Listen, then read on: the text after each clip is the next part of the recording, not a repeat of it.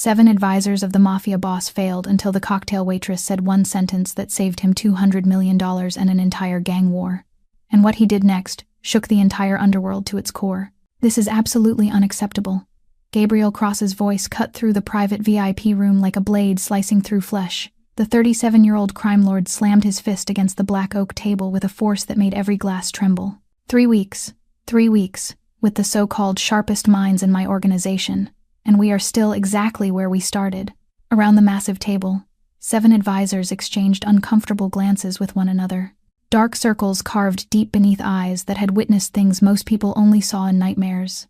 Custom-tailored suits wrinkled from days spent locked inside the underground chamber of Black Diamond Club, sleepless nights and sacrificed weekends, all for absolutely nothing. $200 million.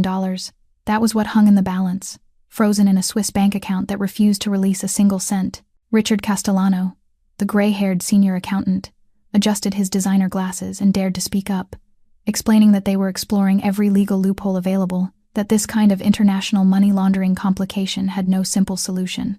Gabriel responded immediately with eyes that could freeze hell itself, asking whether there truly was no simple solution or whether everyone seated at this table was simply too incompetent to find one, reminding them that he paid each of them 7-figure salaries specifically to handle problems exactly like this, and that the last person who disappointed him was now resting at the bottom of the Hudson River. The VIP room felt like a battlefield after weeks of relentless warfare. Crumpled documents piled high at the edges of the table. The whiteboard was covered with numbers, formulas, and financial charts that stubbornly refused to make any sense. Gabriel had inherited nothing when his father was betrayed and murdered by his closest partner 19 years ago. He had built the Cross Empire from ashes and blood with his own 2 hands, transforming himself from an 18-year-old boy with nothing into the most feared name on the entire East Coast. 19 years of building, conquering, eliminating rivals, and now he was trapped, held hostage by one anti-money laundering clause that 7 extremely expensive advisors could not solve. At that exact moment, when the tension had reached its absolute peak, the door opened quietly. Scarlett Hayes walked in, pushing a service cart, the soft sound of wheels on marble floor cutting through the suffocating silence like a whisper in a graveyard. She wore the simple black uniform of the club's service staff, invisible, just like always. No one looked at her. No one ever did. To them, Scarlett was merely part of the furniture, no different from the leather chairs or the dim chandeliers hanging overhead. The cocktail waitress, $9 an hour to serve drinks and remain invisible to everyone around her. 6 months of the same routine, entering that room 5 or 6 times every single day, always ignored, always overlooked, always treated as if she did not exist. But Scarlett saw everything, and she understood far more than anyone in that room could possibly imagine. As she reached for an empty glass near the whiteboard, her sharp eyes, trained by 4 intensive years studying finance at Columbia University, caught the scribbled numbers, the complex formulas, the projected cash flow charts going in every possible direction, and then she saw it. The mistake so obvious, so painfully basic, that Scarlett had to bite her lip hard to keep from laughing out loud in front of the most dangerous men in New York City. They were using the wrong regulatory framework entirely. If you want to discover the satisfying lines Scarlett uttered to save $200 million, hit the like button now. Share this story with someone who needs to hear it, and subscribe so you don't miss what Gabriel Cross does next that will leave everyone speechless. Because sometimes, all it takes is 30 seconds of courage to change everything. Scarlett kept clearing away the empty glasses in silence, trying to keep her hands from shaking after what she had just discovered. She knew she should stay quiet, keep doing her job, and walk out of the room as if nothing had happened, because that was what a girl earning $9 an hour pouring drinks was supposed to do. Yet at the very moment she was telling herself this was none of her business, David Chen, the legal advisor with a Harvard degree and an arrogance so sharp it was almost painful, waved for more liquor without even looking at her. Scarlett stepped closer, carefully pouring the whiskey into the crystal glass with the precision of someone who had performed the motion thousands of times. David Chen reached for the glass with his eyes still glued to his laptop screen and, in a carelessness that felt almost cruel, knocked half of the hot drink straight onto Scarlett's hand and uniform. The amber liquid seeped through the thin fabric and burned her skin like fire, making her draw in a sharp breath of pain while no one in the room turned around. David Chen merely muttered, "Be careful," in a flat, cold voice, as if she had spilled something of his rather than he had just burned her. There was no apology, no glance of acknowledgement, not a single second of realizing that she too was a human being who could feel pain. From the corner of the room, Thomas Burke, the casino manager with his heavy build and his habit of bullying the weak, let out a contemptuous snort of laughter. He looked at Scarlett the way one looked at an insect that had just been crushed, and then told the others that at least she knew how to pour a drink even if she could not even manage that properly. A few low chuckles followed. No one defended her. No one saw anything wrong. Scarlett felt her cheeks grow hot, not from shame but from the anger rising like lava in her chest. The humiliation climbed her throat like acid and burned through every cell in her body. 6 months she had walked into this room day after day, serving people who never looked at her, cleaning up the messes they left behind, enduring the crude remarks they threw at her, as if she had no ears to hear them. 6 months she had swallowed the pride of a top graduate from Columbia University, and accepted being treated like a piece of furniture that could move. 6 months she had gone home with aching legs and a broken heart, crying alone in the bathroom so her mother would not worry more. 6 months she had told herself she was doing this for her family, because her mother needed money for surgery, because Tommy needed money for rehabilitation, because she had no other choice.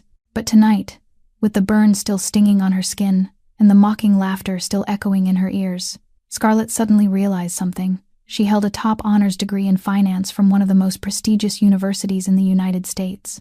She had once worked for major corporations, handling figures most people could not even begin to understand. She had once been respected, listened to, valued, and now she was standing here, having a drink poured on her by a man not fit to grade her exam, being laughed at by men who could not solve a problem she could handle in her sleep. 7 men with 7-figure salaries could not find what she had seen in 30 seconds. Scarlett took a towel from the service tray and slowly wiped the liquor from her hand in uniform. Her movements were strangely calm, while inside something had shattered, not her submission, but the last thread that had kept her silent. She lifted her head, her green eyes sharp as blades as they met the room full of powerful men. And before her mind could stop her, before fear could crush her courage, Scarlett opened her mouth and spoke in a clear, cutting voice that did not tremble. Have you tried applying the exception under Section 847B of the United States Department of the Treasury, issued in the year 2021? Scarlett said, her voice clear and steady in the absolute silence of the room. It solves your problem in 30 seconds. And the silence that followed her words grew so thick it felt as if it could be cut with a knife.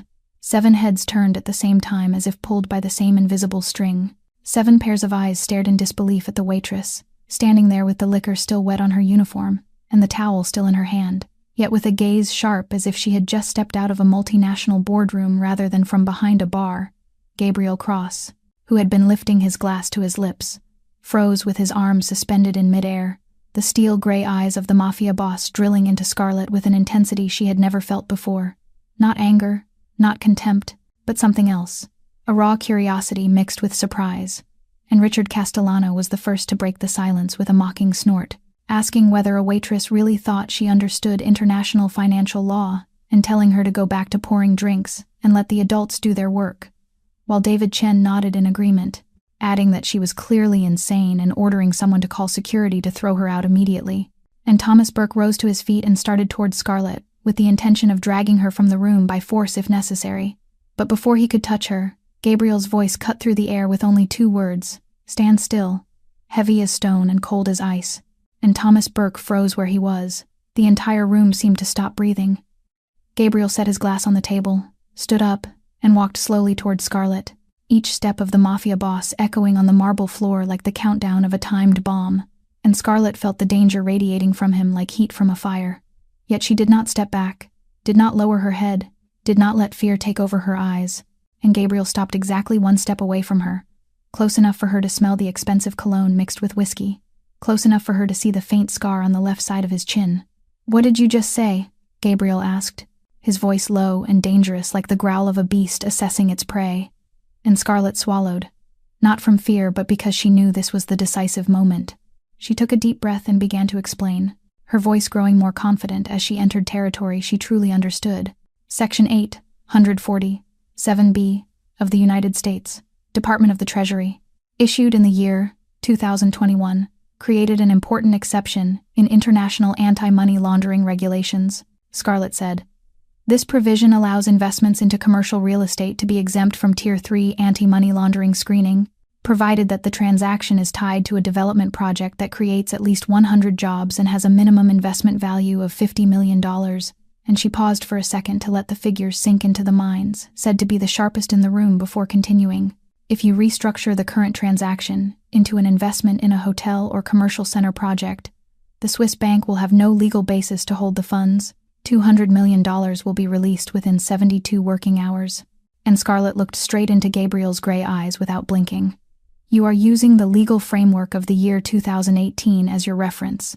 That is the mistake. Section 847B changed everything 3 years ago. This is basic knowledge in finance. Any first-year student knows this. And the silence that covered the room afterward was heavier than before.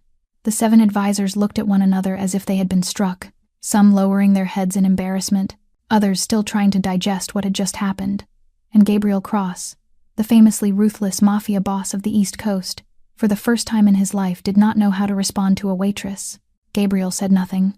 The Mafia boss slipped his phone from the inside pocket of his suit jacket, his gray eyes never leaving Scarlett as if he were trying to read her soul through his gaze. He pressed a speed dial number and lifted the phone to his ear, his voice cold and authoritative when he spoke. Klaus, I need you to verify something right now, Gabriel said in flawless English, without a trace of hesitation.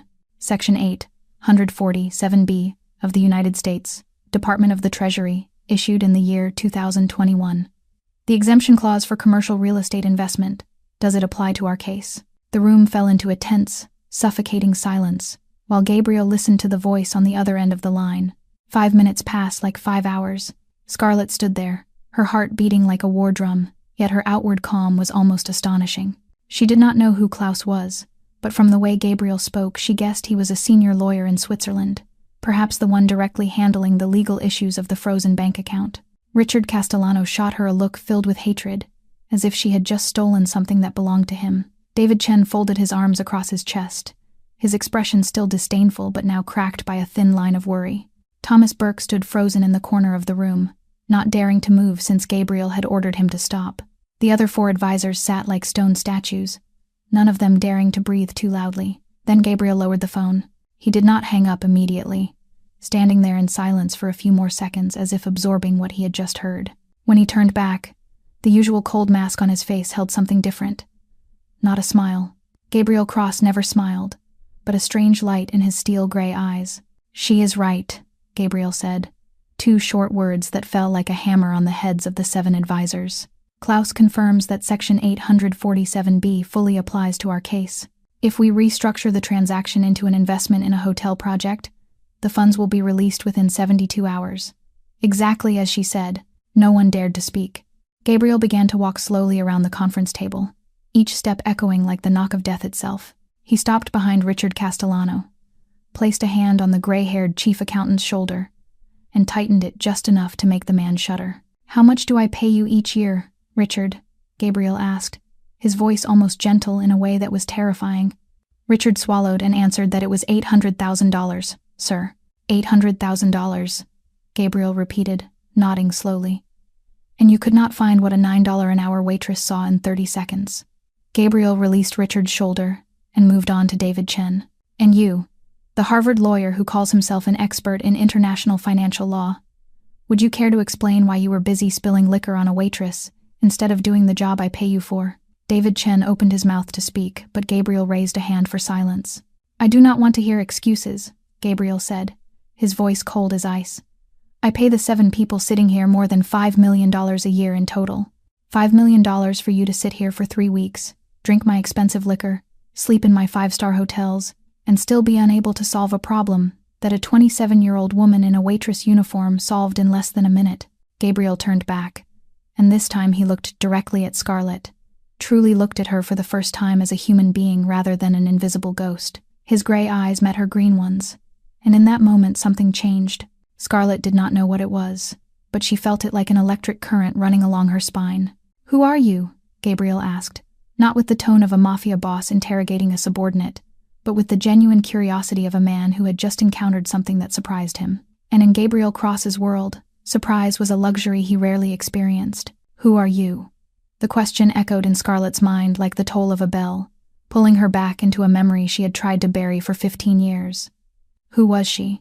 She was the 12-year-old child standing in a small grocery store in Brooklyn on a winter evening, her hand tightly holding the hand of her 2-year-old brother Tommy, while her father stood behind the cash register counting the last loose coins of the day. She was the child laughing with her little brother, choosing candy from the shelf, when the door flew open and two dark figures stepped inside with masks pulled over their heads.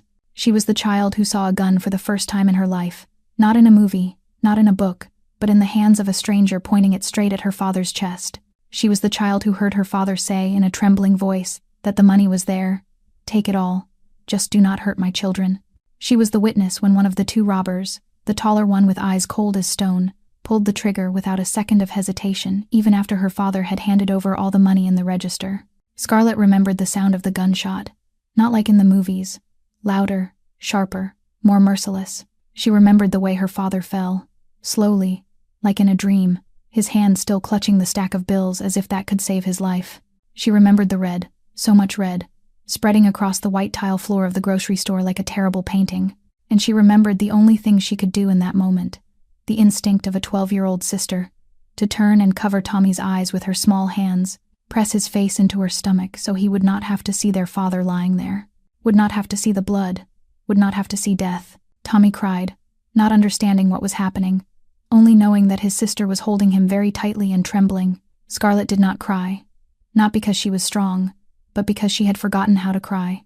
She only stood there, covering her brother's eyes, watching her father breathe his last on the cold floor, while the two robbers ran away with a few $100s in their hands, leaving behind a shattered family. The police came, the ambulance came, but everything was too late. Scarlett's father, the man who had worked 14 hours a day to support his wife and two children, the man who had taught her to read, to do mathematics, who had taught her that education was the only way out of poverty, was gone forever because of a few $100s in a cash register. Scarlett's mother, Helen Hayes, collapsed completely. She did not eat, did not sleep, did not speak to anyone for the first 3 months. She sat by the window from morning until night, staring at the street where her husband's grocery store had once existed, as if by looking long enough she could make him walk through the door and say that everything had only been a bad dream. Scarlett, at 12 years old, had to learn how to cook for her 2-year-old brother. Scarlett, at 12 years old, had to learn how to change diapers, mix formula, rock him to sleep when her mother no longer had the strength to do anything. Scarlett, at 12 years old, had to grow up overnight, carrying the responsibility of an adult, while still being a child who needed protection. She had sworn to herself on the night of her father's funeral, standing beside the cheap wooden coffin her family could barely afford, that she would study hard, would succeed, would take her mother and her brother out of this life of poverty. She would never again allow her family to suffer any more pain. And now, standing in the VIP room of a Mafia boss, with the question of who she was still hanging in the air, Scarlett suddenly realized how cruel a sense of humor life could have. That vow carried Scarlett through the hardest years of her life. She studied like a madwoman, not out of love for knowledge, but because it was the only path she could see out of the poor neighborhood in Brooklyn, out of the cramped apartment with its damp, mold-stained walls, out of the fear that one day she would have to watch her mother or her brother fall the way her father had. She won a full scholarship to Columbia University, one of the most prestigious schools in the United States, and over the next 4 years she proved that she belonged there. Scarlett graduated with honors, in the top 5% of her class, with a finance degree any company would have coveted. On the day she received her diploma, her mother cried, the first time she had cried from happiness since her husband died. Tommy, then 13 years old, hugged his sister and told her he was prouder of her than of anyone else in the world. Scarlett thought life was finally beginning to smile on her family. She was hired by Sterling Financial, one of the largest financial firms in New York, with a starting salary she would never have dared to dream of when she had been a child counting loose coins in her father's grocery store. She rented a small but clean apartment for her mother, sent money every month so Tommy could focus on his studies instead of taking extra jobs, and for the first time in her life she felt she could breathe without worrying about tomorrow. But life has its own way of reminding people that happiness never lasts long. After 2 years of outstanding performance at Sterling Financial, Scarlett was promoted to senior analyst, working directly under Jonathan Reed, the head of the finance division. Reed was a 50-year-old man, with neatly groomed silver hair and a smile that was always warm in front of his superiors. But behind closed doors, he was a venomous snake, ready to bite anyone who stood in his way. One late evening, when the office was empty, Reed called Scarlett into his office and placed a stack of documents in front of her. He asked her to adjust a few numbers in the quarterly financial report. Just a few small changes, he said. No one would notice, and it would make the company look better to investors. Scarlett looked at the figures, at the requested changes, and she understood immediately that they were not small changes at all. This was financial fraud, a federal crime, something that could send her to prison if discovered. She refused. She looked Jonathan Reed in the eye and told him she could not do this, that it was illegal, that she would not sacrifice her career and her freedom to cover for anyone. Reed did not get angry. He only smiled, a smile so cold it was frightening, and said she would regret this decision. 2 days later, Scarlett was fired for failing to meet performance expectations. There was no written warning, no performance review, no chance to explain. There was only a box of her personal belongings and 2 security guards escorting her out of the building like a criminal, but that was only the beginning. Jonathan Reed destroyed her reputation throughout the New York financial industry. He told people she had been fired for dishonesty, for falsifying data, for stealing internal information. Every company she applied to rejected her after background checks. Every interview ended with suspicious looks and the phrase, "We will get back to you," that never came true. Within 6 months, Scarlett went from a rising star in finance to someone no one wanted to hire, a name crossed off every list of potential candidates. She had done the right thing. She had refused to take part in a crime, and she was punished for it. Life is fair, people say, but Scarlett knew that was only a lie adults tell children, so they can sleep at night. But fate did not seem satisfied with what it had already dropped on Scarlett's head. As if losing her job and having her reputation destroyed were not enough, life decided to strike her again with blows that were heavier, closer together, and gave her no time to breathe.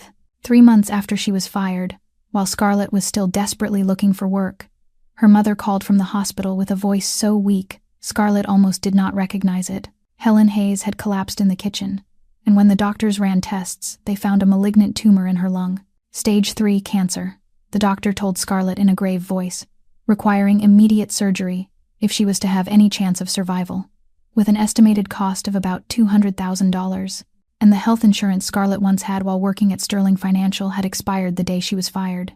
Scarlett stood in the hospital corridor with the phone still pressed to her ear even after the call had ended, and felt the ground fall away beneath her feet. She did not have $200,000. She did not even have $2,000. Her savings were gone after 3 months of unemployment, and no bank would lend money to someone without a job. Then the second call came, this time from the police. Tommy, her brother, the child whose eyes she had covered the night their father was killed, the boy she had sworn to protect at all costs, had been arrested for possession of heroin. Scarlett could not believe it.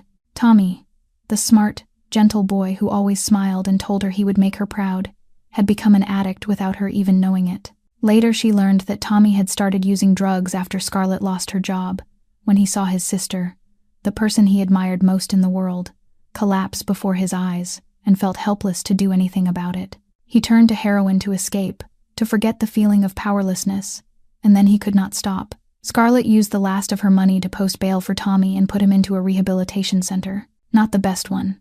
She could not afford that, but at least a place that could keep him safe and help him get clean. The monthly cost was $8,000, on top of her mother's mounting hospital bills, on top of $80,000 in student debt from college she still had not finished paying off. Scarlett looked at the numbers and felt as if she were drowning in the ocean, water filling her lungs, no way to reach the surface. She needed money. She needed a job, but no financial firm in New York would hire her after what Jonathan Reed had done. And then she found the Black Diamond Club. The luxury nightclub did not require industry background checks, did not care where she had worked or why she had been fired. They only needed a girl who could pour drinks and keep quiet, and they paid $9 an hour for that. Scarlett took the job immediately, without a second of hesitation. She knew Black Diamond was a place where the underworld operated, knew the men in expensive suits sitting in the VIP rooms were not ordinary businessmen, knew she was pouring drinks for the Mafia, but she had no choice. Her mother needed surgery. Tommy needed rehabilitation. And she needed to live, to earn money, to keep fighting no matter how many times life knocked her down. So for 6 months, Scarlett Hayes, former top student at Columbia University, former senior financial analyst, had worn a simple black uniform, pushed a service cart through rooms full of smoke and crude laughter, poured drinks for men who never looked at her, and swallowed her pride every night when she came home with aching legs and a bleeding heart. Until tonight, when she stood in front of Gabriel Cross, the most powerful Mafia boss on the East Coast, and for the first time in 6 months, someone truly saw her. Scarlett blinked and pulled herself back into the present from the painful memories. She was standing in the VIP room of the Black Diamond Club, with Gabriel Cross in front of her, his gray eyes fixed on her, waiting for an answer. "Who are you?" The question still hung in the air like a challenge. Scarlett took a deep breath and decided to tell the truth, Not all of it, but enough to answer. She said she had graduated with honors in finance from Columbia University, that she had worked as a senior analyst at Sterling Financial for 2 years before being fired, and that now she was pouring drinks here for $9 an hour. Gabriel tilted his head slightly, his gaze sharp as a blade, dissecting every word she spoke in search of what lay beneath. "Why would someone who graduated with honors from Columbia be pouring drinks in my club?" Gabriel asked, his tone not mocking but purely curious. Scarlett was silent for a second, weighing how much to say, then decided she had nothing to lose. She briefly told him about Jonathan Reed, about refusing to falsify the books, about being fired and blacklisted, about no financial firm being willing to hire her anymore. She did not speak of her mother, of Tommy, of the debts crushing her shoulders. Those wounds were too private to lay bare before a stranger, even if that stranger was the most powerful mafia boss in New York. Gabriel listened in silence, his face revealing nothing, but his eyes were different. There was something there, not pity. Scarlett would not accept pity from anyone, but recognition, as if he saw in her something familiar, a resilience he understood. When Scarlett finished, the room fell silent again. The 7 advisors still sat like statues, none of them daring to speak. Then Gabriel did something that stunned everyone in the room, including Scarlett. "I want you to work for me," Gabriel said, his voice not an offer but almost a declaration. "Not as a waitress. As a financial advisor." Scarlett thought she had misheard. She looked at Gabriel, then at the 7 advisors with their mouths hanging open, then back at Gabriel, as if needing confirmation that this was not a cruel joke. "A salary of $200,000 a year," Gabriel continued without waiting for her reaction, "plus performance bonuses. A private office in Cross Tower, starting tomorrow." Richard Castellano jumped to his feet, his face red with anger, saying this was absurd, that one could not hire a waitress as a financial advisor, that she had no experience, no reputation, nothing to prove her competence. Gabriel only glanced at Richard, and the gray-haired man sat down at once as if he had been slapped. "She solved in 30 seconds what the 7 of you could not solve in 3 weeks, Gabriel said coldly. Gabriel's words hung in the air like a cold blade. He turned his gaze toward the 3 advisors who had remained silent throughout the crisis and pointed toward the door, dismissing them instantly for their incompetence. Only the remaining 4 were left to sit in stunned silence, forced to witness the appointment of the woman they had just mocked. Scarlett stood there, her heart pounding like a war drum, her mind spinning with what had just happened. She looked at the stunned faces of the men who had just humiliated her, realizing that in a single moment, her world had shifted forever. $200,000. Enough to pay for her mother's surgery, enough to pay for Tommy's rehabilitation, enough to clear her student debt and start life again. But she was not someone easily swayed by glittering numbers. She had learned not to trust promises. "I have one condition," Scarlett said, her voice steadier than she expected. Gabriel lifted an eyebrow slightly, clearly unaccustomed to anyone daring to set terms with him, but he did not grow angry. Instead, a flicker of interest lit his gray eyes. "Go on," Gabriel said. "I need an advance of $200,000, Scarlett said plainly, without circling around it. "My mother needs cancer surgery. She cannot wait." The silence lasted long enough for Scarlett to think she had gone too far, asked too much, destroyed her only chance. But then Gabriel nodded, a simple motion that carried the weight of a vow. "Fine," he said. "The money will be in your account within 1 hour. Victor, take care of it." A 45-year-old man with a calm face in the corner of the room nodded and took out his phone.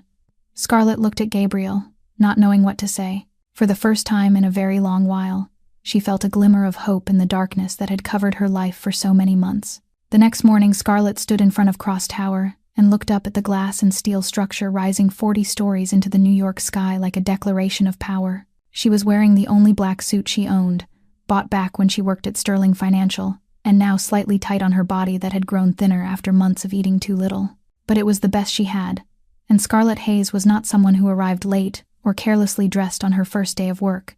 She stepped into the main lobby, where polished black marble reflected the light of crystal chandeliers, and security guards in black suits stood at every corner. A receptionist with a professional smile directed her to the 35th floor, where the offices for the Cross organization's senior financial advisors were located. When the elevator doors opened, Scarlett entered a wide space filled with modern desks, large computer screens, and glass walls overlooking the city. And there, standing beside the reception desk with a smile bright as the sun, was Diana Martinez. Diana, Scarlett's only friend at the Black Diamond Club. The 26-year-old woman with long black hair and brown eyes, always lit with optimism, ran over and hugged Scarlett the moment she saw her. "You did it," Diana whispered into Scarlett's ear, her voice thick with emotion. "I heard last night and I could not believe it. You really did it." Scarlett hugged her back, feeling her eyes sting. For 6 months, Diana had been the only person at Black Diamond who treated her like a human being, the only one who defended her when Thomas Burke harassed her, the only one who knew about her mother and Tommy and the nights Scarlett cried alone in the locker room. "What are you doing here?" Scarlett asked when they let go of each other. Diana grinned and explained that Gabriel Cross had transferred her from the club to an administrative assistant position at Cross Tower, that she would be working on this very floor, that they would see each other every day. Scarlett did not know whether this was coincidence or something Gabriel had arranged, but either way she felt grateful. Having Diana here made the place feel less strange and frightening. Victor Rossi, the calm, middle-aged man Scarlett had seen the night before, appeared and led her to her private office. The room was about 30 square meters, with an oak desk, a high-end leather chair, and a glass wall overlooking the Hudson River. "This is your office," Victor said in a low, even voice. "Gabriel wants you to begin by reviewing the entire financial structure of the organization. All the necessary documents are on the desk." Scarlett nodded, trying not to show how overwhelmed she felt. Victor turned to leave, but before stepping out he paused and added that she should be careful, that not everyone in this building was happy about her arrival. That warning was proven immediately when Scarlett stepped out to get coffee. Richard Castellano was standing in the corridor with David Chen and Thomas Burke, and all three looked at her with eyes cold as ice. Richard did not bother to hide his hatred. The gray-haired man stepped close enough for Scarlett to smell his expensive cologne mixed with contempt, and murmured so only she could hear that she did not belong here, that she was only Gabriel's temporary amusement, that sooner or later he would tire of her and throw her back onto the streets where she belonged. Scarlett looked Richard in the eye without blinking or stepping back and replied in a voice strangely calm that she very much looked forward to proving him wrong. Then she turned and walked away, leaving the 3 men behind with faces flushed red with anger. Scarlett knew she had just made enemies of powerful people in this organization. She knew they would do everything they could to bring her down, to prove she did not deserve this place. But Scarlett Hayes had survived her father's death, Jonathan Reed's betrayal, 6 months of being treated like trash. She was not afraid of a few men with wounded egos. She had fought her whole life to get here, and she would not let anyone take this chance away from her. During her first 2 weeks at Cross Tower, Scarlett drowned in a mountain of documents so high she nearly forgot to eat and sleep. She arrived at the office at 7 in the morning and left at 11 at night, her eyes bloodshot from staring at computer screens too long, her mind spinning with numbers, transactions, and cash flows running through dozens of shell companies stretching from New York to Switzerland, from the Cayman Islands to Singapore. She studied every file, every contract, every financial report, with the meticulous care of someone who knew this chance might be the last of her life. Diana brought her coffee and sandwiches every day, worried by the dark circles growing deeper under her friend's eyes. But Scarlett only smiled and said she was fine, that she had to do this. And then, on the 14th night, when the building was dark and only her office glowed with pale blue light from the screen, Scarlett found it. Not one flaw, but 3 serious financial vulnerabilities in the cross-organization system. The first lay in the way international payments were processed, creating a legal gray zone that authorities could exploit if they knew where to look.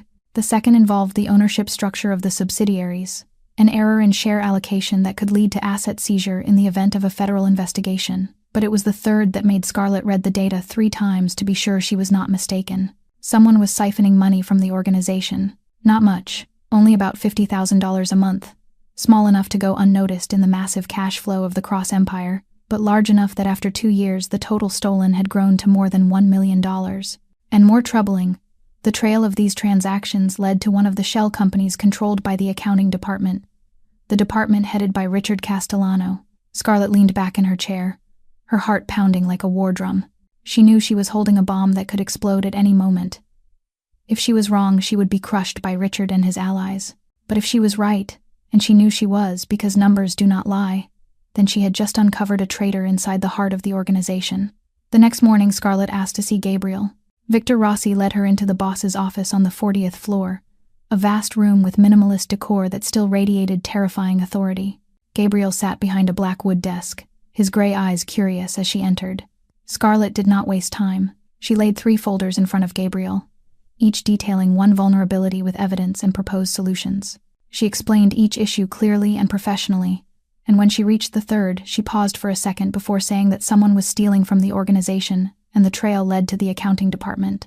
Gabriel listened in silence, his face unreadable, but Scarlett noticed the way his fingers tightened on the arm of his chair when she mentioned the siphoning. When she finished, Gabriel looked at her for so long she began to feel uneasy.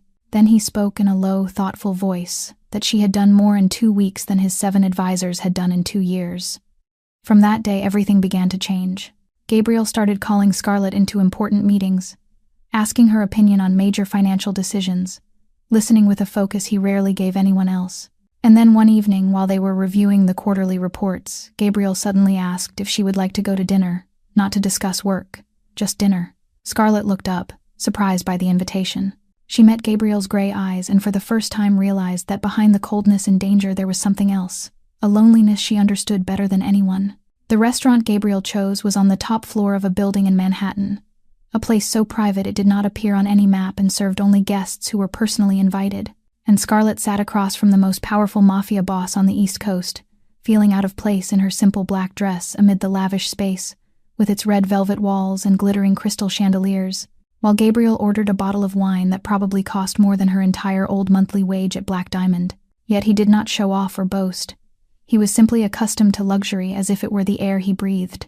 And they ate in silence for a while, a silence that was not awkward but strangely comfortable, as if neither of them felt the need to fill it with meaningless words.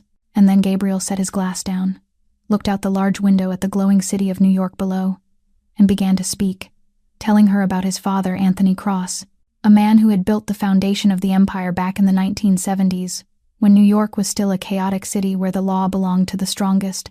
And Anthony Cross was not a good man by ordinary standards, but he was fair. He kept his word, and when he shook someone's hand, that promise was stronger than any contract. And he had a friend, a partner who stood beside him for 20 years, a man he trusted like a brother whose name was Marco Vega. And Gabriel paused, and Scarlett saw his jaw tighten at the name. Marco Vega, the father of Lorenzo Vega, the Western boss, Scarlett had heard mentioned in meetings. And that night Gabriel was 18, and had just returned from his girlfriend's birthday party, when he found his father lying on the floor in a pool of blood, because Marco Vega had stabbed his closest friend in the back, taken 1/3 of the empire and fled west before anyone could react. And Anthony Cross died in his son's arms, his last words telling him to remember that in this world trust is the rarest luxury and betrayal is the cheapest currency.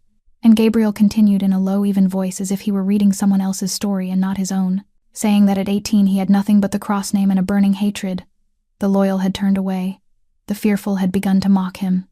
The hidden enemies had stepped into the open to fight for what remained, but he did not run, did not retreat, did not beg, and he killed his first man on his 19th birthday, a former subordinate of his father who had betrayed him for Vega. And he remembered the heat of the blood on his hands, the terror in the traitor's eyes, the way he did not shake or cry or feel anything except a cold emptiness.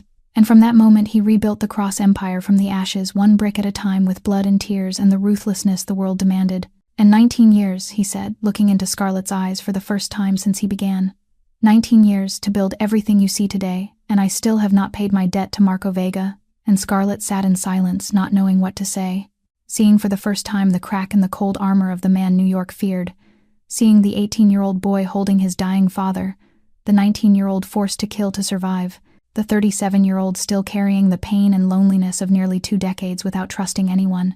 And she said softly that she understood, and she truly did, because her own father had been killed in front of her when she was 12. And Gabriel looked at her, and his gray eyes softened for the first time. And between two people who had lost too much, an invisible bond began to form, fragile yet real, as if they had found in each other something they both believed no longer existed in this world.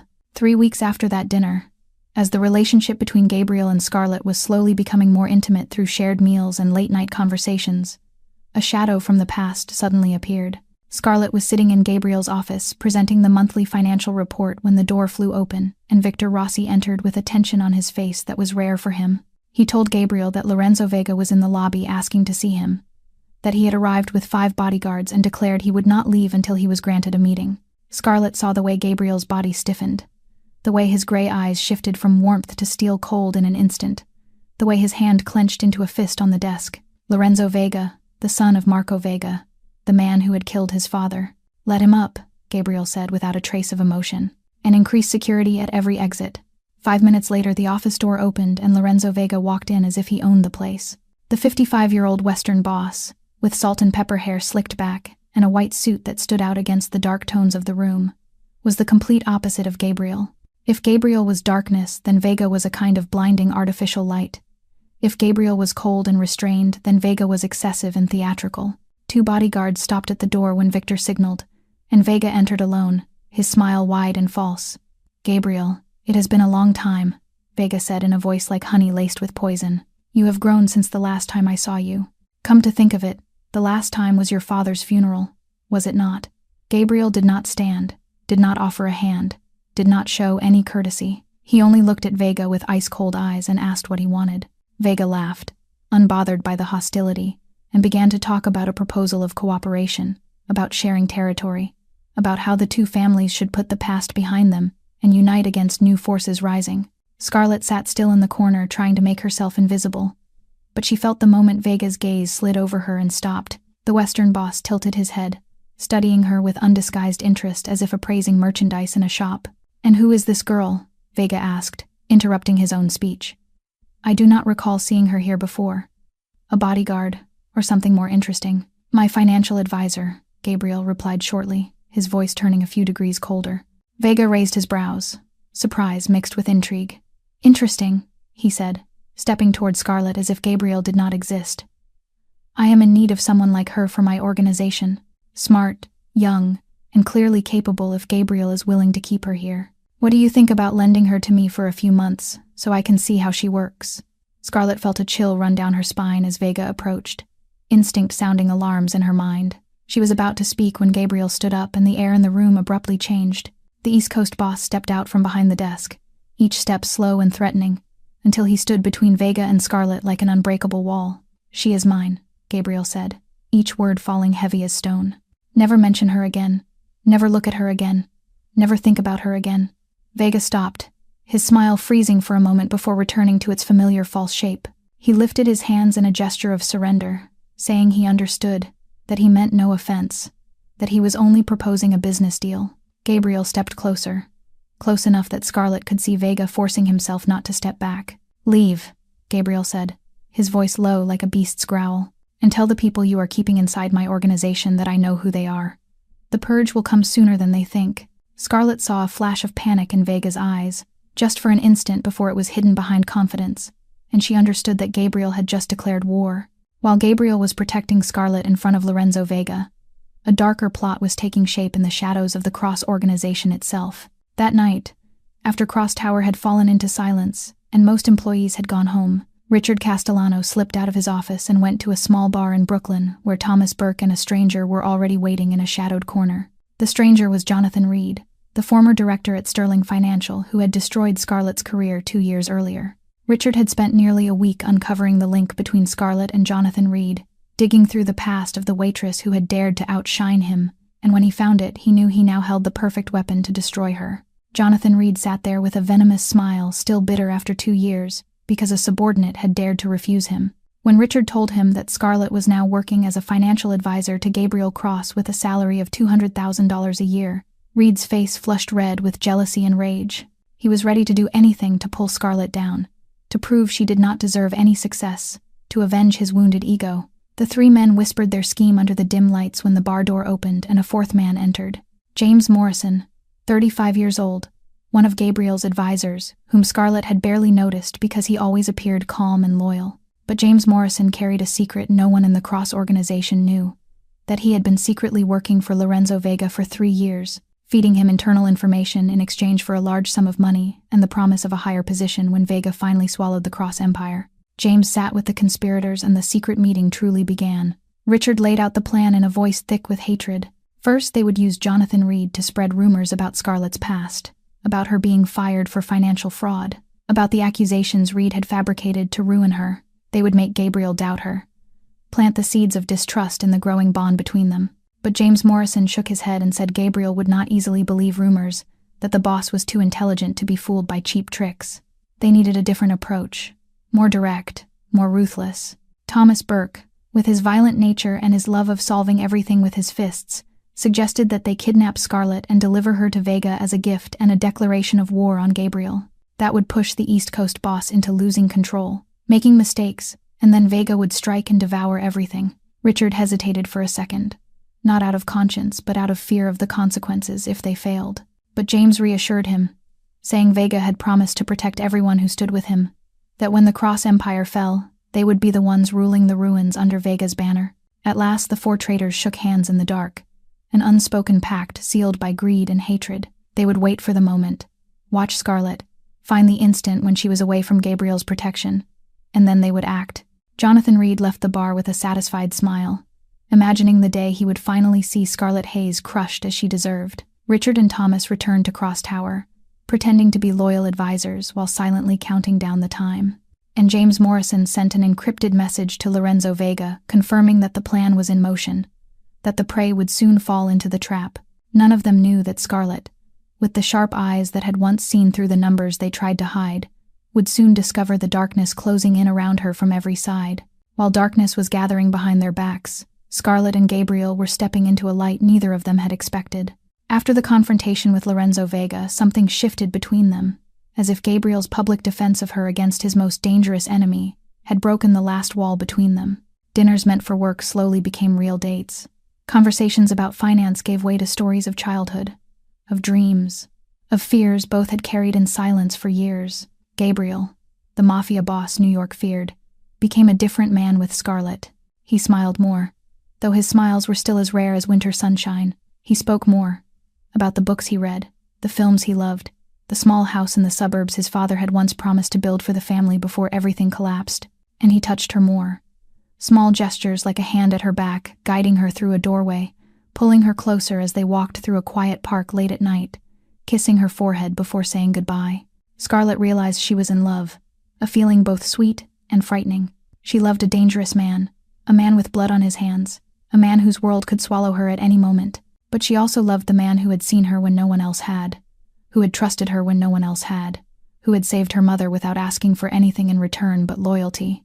1 month after the surgery, when Helen Hayes was well enough to return home, Gabriel offered to take Scarlett to visit her mother. She hesitated, unsure how to explain this man to her mother, her job, the world she was now living in. But Gabriel only took her hand and said he wanted to meet the woman who had raised her, that he wanted to know her family as she knew his past. They went to the small apartment in Brooklyn on a Sunday afternoon, Gabriel in a simple white shirt instead of his usual black suit, carrying a bouquet of white roses and a box of pastries from the bakery Scarlett had once said her mother loved most. Helen Hayes opened the door, her face still hollow after months of fighting illness, but her eyes lit up when she saw her daughter. Then she saw Gabriel behind her, tall and commanding even in simple clothes, and surprise crossed her face. Scarlett introduced Gabriel as the man she was dating, said nothing about his work, nothing about the Mafia, only that he was kind and cared deeply for her. Helen was quiet for a moment, her eyes studying Gabriel with the caution of a mother who had seen her daughter hurt too many times. Then she noticed the way Gabriel's hand rested protectively on Scarlett's shoulder, the way he looked at her daughter as if she were the most precious thing in the world, and a small smile appeared. She invited them in, made tea, and began asking Gabriel about his life, the simple questions a mother asks a daughter's partner. Gabriel answered carefully, not lying but not revealing too much, and Scarlett saw how he tried, how he wanted to be accepted, how he was doing this for her. When they left, Helen hugged Scarlett and whispered that she did not know what he did for a living and did not need to. She only knew he looked at her the way her father had once looked at her mother, and that was enough. Scarlett held her mother tightly, tears on her cheeks, and for the first time in a very long time, she felt that life was giving her a chance to be happy. Happiness is the most fragile thing in the world, and Scarlett should have known that better than anyone, because only a few days after the warm visit with her mother, while she was still savoring the sweetness of love in bloom, darkness began to reveal itself from corners she never expected. And that night, Scarlett stayed late at the office to finish the quarterly financial report, while Gabriel had left earlier for a security meeting with Victor, and she sat alone in the quiet room, with the computer screen glowing blue in the dark, when an unusual email alert appeared. The automatic warning system she had installed the week before to monitor suspicious transactions had just detected a large midnight transfer. $150,000 moved from the Cross organization's main account to a shell company in the Cayman Islands she had never seen in any official records. And Scarlett began tracing the transaction, her sharp eyes scanning hundreds of data lines. And what she found made her blood run cold, because the shell company was linked to a complex web of 6 others that all led back to one name she had long suspected, Richard Castellano. And that was not all, because as she dug deeper, she stumbled upon a hidden folder containing encrypted emails sent from an internal address.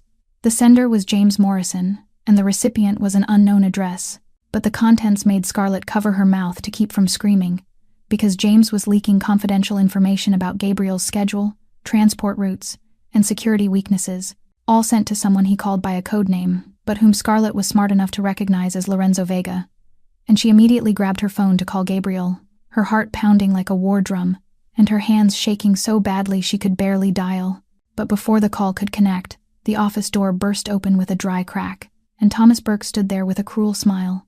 Two large men Scarlett had never seen before behind him, asking in a mocking tone where she was going so late, whether she was working overtime or poking into things that were not hers. And Scarlett stood up and backed away behind the desk, trying to keep her voice steady as she asked what he wanted. But she already knew, from the predator look in his eyes, from the way the two men were moving closer, from the way the door had been locked behind them. And Thomas did not answer. He only nodded, and the two men lunged at Scarlett like hunting beasts. She tried to fight, tried to scream, but a rough hand clamped over her mouth while another crushed her throat until she could barely breathe. A needle pierced her neck, cold and sharp, and the world began to spin. And before slipping into darkness, Scarlett saw Thomas Burke smile, saw him pick up her phone and throw it to the floor, saw the computer screen still glowing with the evidence of betrayal she had uncovered. And she tried to call Gabriel's name, but no sound left her lips, and then everything went black, and Scarlett Hayes vanished from Cross Tower as if she had never existed. Her shattered phone lay on the floor. The call to Gabriel never connected, and the most powerful mafia boss on the East Coast had no idea that the woman he loved had just been dragged into hell by the very men he was sheltering under his own roof. Scarlett woke in suffocating darkness, her head pounding as if struck by a hammer, and her throat burning dry as if she had swallowed sand. And when she tried to move, she realized her hands were tied tightly behind the chair with rope that had cut off circulation. Her legs were bound to the chair legs, and a filthy rag was stuffed into her mouth so that breathing was almost impossible. And the room around her was damp and cold with gray concrete walls and no windows, only a weak ceiling bulb casting a pale yellow circle of light where she sat. And she did not know where she was or how long it had been since she was taken, only that she was in enemy hands, and Gabriel did not know where she was. And the metal door creaked open, and Lorenzo Vega walked in, his white suit a blinding streak in the gloom, with Thomas Burke behind him wearing a cruel smile and the two large men who had abducted her the night before. And Vega pulled a chair in front of Scarlett and sat down with the calm air of someone about to drink tea, rather than torture a woman. And he nodded for Thomas to remove the gag, and Scarlett coughed violently, trying to drag the stale air into her lungs. And Vega said, in a voice that was gentle and therefore terrifying, that he had heard she had discovered James and Richard before they could act, and that it was a pity she had not been fast enough. And Scarlett stared straight into his eyes and asked what he wanted, forcing her voice not to shake. And Vega smiled a cold smile that did not reach his eyes and listed what he needed: the access codes to Gabriel Cross's secret accounts, Gabriel's schedule for the coming week, information about the security system at Cross Tower, and most of all, Gabriel's weakness, whatever could make the East Coast boss lose control and make mistakes. And Scarlett did not answer, but only looked at him with eyes like ice, while inside she was shaking with fear. And Vega sighed as if disappointed and nodded to Thomas, and the first punch drove into Scarlett's stomach and knocked the breath from her lungs. The second split her lip and blood ran down her chin. The third, the fourth, the fifth came harder than the last, and Scarlett clenched her teeth to keep from screaming, to keep them from seeing her break.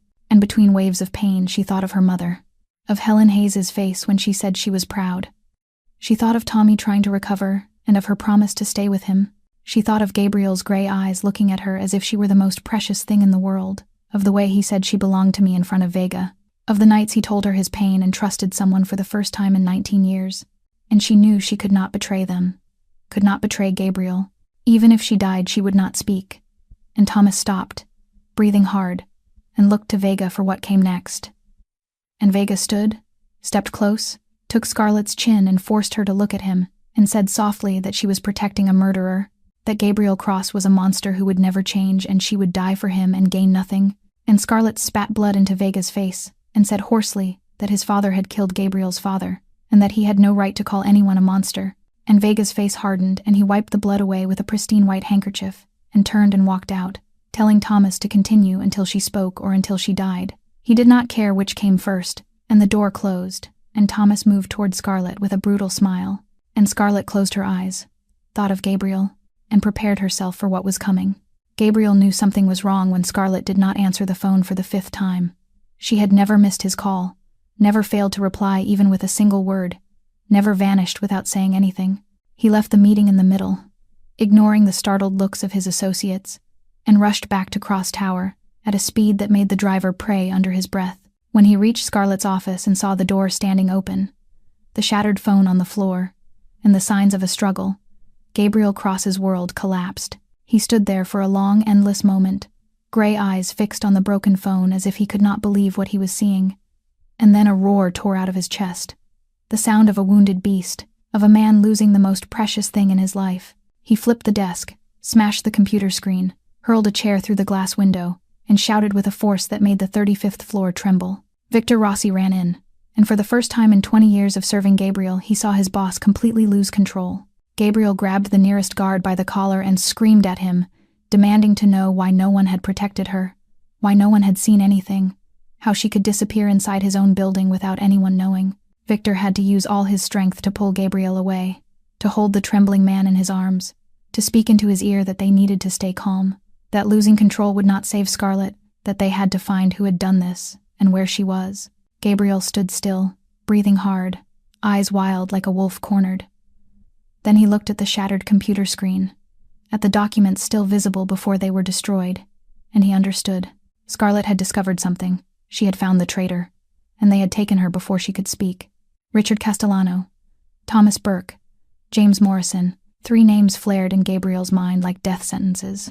He ordered Victor to summon all security, to check the cameras, to trace Scarlett by every possible means. But the cameras had been disabled, the trail erased, and the 3 traitors had vanished as if they had never existed. Gabriel stood in the wrecked office, his fists clenched until blood ran from his palms, when the door opened and Diana Martinez ran in, her young face wet with tears and fear. Diana said she knew something, that she had seen Thomas Burke meeting a stranger in the basement the night before, that she had heard them mention an old warehouse at the southern docks where Vega often held people he wanted to interrogate. Diana trembled as she spoke, knowing this could make her the next target, but she could not let her best friend die without trying.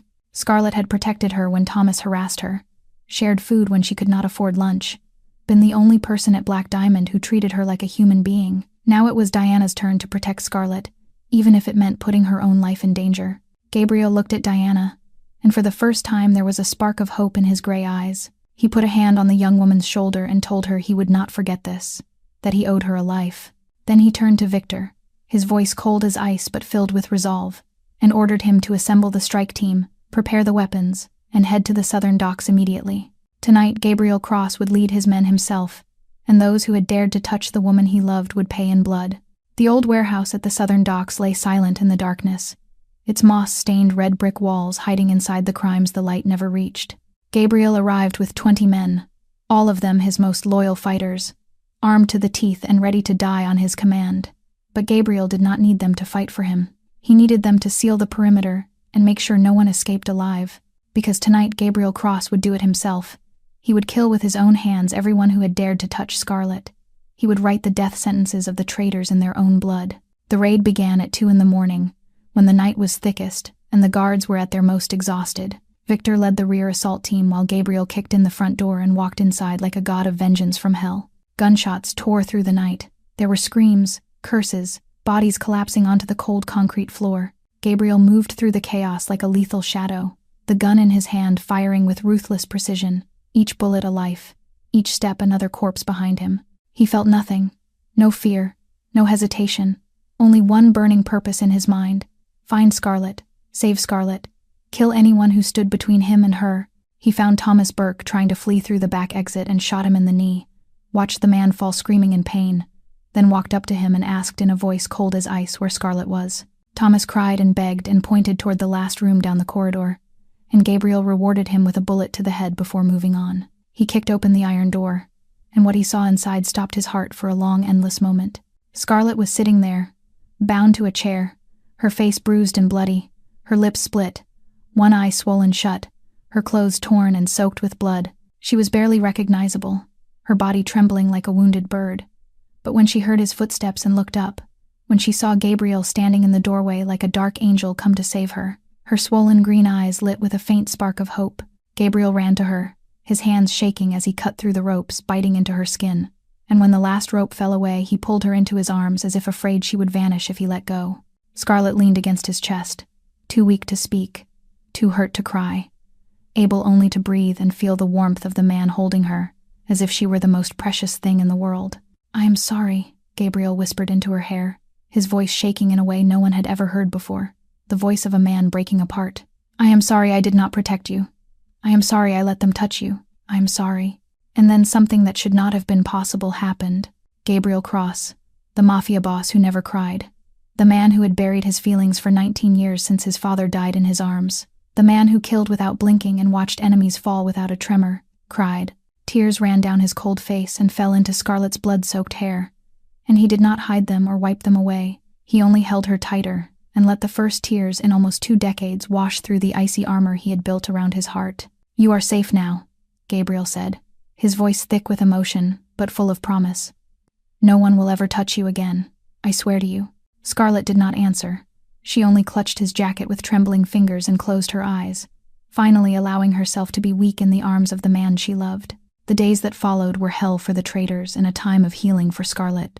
And Gabriel took her to his private penthouse at the top of Cross Tower, a place he had never allowed anyone to enter before, and hired the best private doctors in New York to care for her around the clock. And while Scarlett lay in bed as her wounds slowly healed, Gabriel dealt with those who had caused her suffering in a way the underworld would never forget, because Richard Castellano and James Morrison were captured within 48 hours of the rescue. Gabriel did not forget the man who had started Scarlett's descent into hell. Jonathan Reed was intercepted at the airport while attempting to flee to Europe. Gabriel ensured that before Reed met his end, he witnessed the total collapse of his reputation and the legal dismantling of Sterling Financial, the very empire of lies he had used to crush Scarlett. Alongside Richard and James, Reed was forced to face the slowest and most painful justice Gabriel could devise, ensuring that every person who had conspired in the dark bar that night paid their debt in full. Gabriel did not kill them quickly, as he had Thomas Burke, but left them to Victor to be handled in the slowest and most painful way possible, in a way where every minute felt like a year in hell for a traitor. And 3 days later, their bodies were found in different parts of the city, bearing the marks of prolonged torture and a small handwritten note that said, "This is the fate of those who dare to touch what belongs to Gabriel Cross." And the message spread through the underworld like wildfire from New York to Los Angeles, from Chicago to Miami, until everyone understood that the East Coast boss had drawn a line no one could cross, and Lorenzo Vega vanished from New York the same night as the rescue, and fled back west with his tail between his legs, knowing he had lost this war and that Gabriel would never forgive him. But none of that mattered to Gabriel now, because the only thing that mattered was that Scarlett was healing, and he stayed with her every day, from morning until night, neglecting his work, neglecting his empire, neglecting everything, to sit by her bed, hold her hand while she slept, read to her while she was awake, and watch the bruises on her face slowly fade. And he changed her bandages, himself, fed her himself. When she was too weak to hold a spoon, carried her himself from the bed to the armchair by the window, so she could look out over the city. And these were things Gabriel Cross, the famously ruthless Mafia boss, had never done for anyone in his life, and he did them without complaint and without hesitation. And Scarlett watched him care for her with wonder and emotion, feeling his love not through words but through every small action, every worried look, every gentle touch, as if afraid to hurt her. And 2 weeks after the rescue, when Scarlett could finally walk again, though still weak, Helen Hayes and Tommy came to visit, because Gabriel had sent someone to bring them from Brooklyn and made sure they knew nothing of what had truly happened, telling them only that Scarlett had been in a car accident and was recovering. And Helen held her daughter and cried, her trembling hands brushing the fading bruises on Scarlett's face, while Tommy stood behind her with red eyes and clenched fists. The 17-year-old who had successfully completed rehabilitation after 3 months, and whose first act of freedom was to come see the sister he had almost lost. And Gabriel stood in the corner, quietly watching the family reunite. And Helen saw the way he looked at her.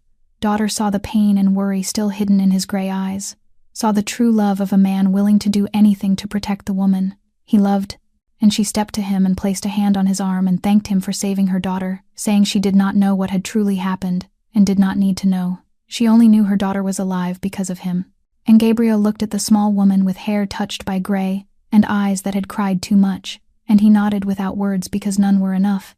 And that night, after Helen and Tommy had gone, Scarlett lay in Gabriel's arms and whispered that she loved him, that she regretted nothing, that if she could choose again, she would still choose him, knowing all that would happen. And Gabriel held her tighter and said he would spend the rest of his life becoming worthy of her, protecting her and loving her in the way she deserved to be loved. A year passed like a dream, and Scarlett Hayes was no longer the girl pouring drinks for $9 an hour. She had become the chief financial officer of the entire Cross Empire, the second most powerful woman after Gabriel himself, the one who transformed shadowy operations into legitimate projects that doubled profits. And under her guidance, Cross Corporation slowly moved from the underworld into the light, from illegal casinos to chains of five-star hotels, from predatory lending to real estate investment funds. And Gabriel watched her run his empire with undisguised admiration, trusting her completely and loving her more with each passing day. And on a spring night, when the lights of New York shimmered like millions of scattered stars below them, Gabriel led Scarlett up to the rooftop of Cross Tower, where he had prepared thousands of red and white roses arranged into a giant heart. And Scarlett stood there with the wind in her hair, looking at the man she loved with wonder and emotion. And Gabriel took her hands and looked into the green eyes he had fallen in love with the first moment she dared to meet his gaze and speak the truth. And then he did what the Mafia boss had never done for anyone in his life. He knelt, and he said, "Scarlett, you have changed me in ways I never thought possible. You turned a monster into a man who wants to be worthy of your love. You gave me a reason to live, to hope, to believe that even someone like me can be redeemed." And he opened a black velvet box revealing a simple but exquisite 5-carat diamond ring glittering under the city lights. And he asked her to marry him.